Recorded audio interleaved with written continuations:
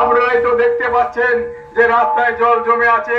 কলকাতা শহরের মেইন সেই বেস ব্রিজের কাছে বস্তিগুলোর কি অবস্থা, তারা বসবাসের অযোগ্য। একটু বৃষ্টি হলে জল বস্তির ভিতর ঢুকে যায়। বস্তি উন্নয়নের জন্য কেন্দ্রীয় সরকার, রাজ্য সরকার বলছে যে আমরা বড় বড় প্রকল্প করেছি, কিন্তু বাস্তবে দেখা যাচ্ছে হ্যাঁ প্রকল্প করেছে।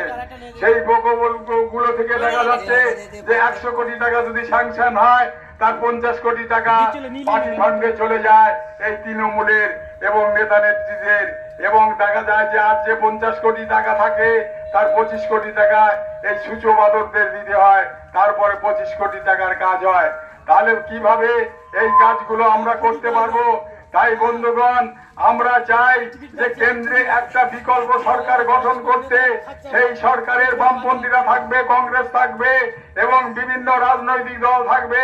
তাহলে বিজেপিকে আমরা উপযুক্ত শিক্ষা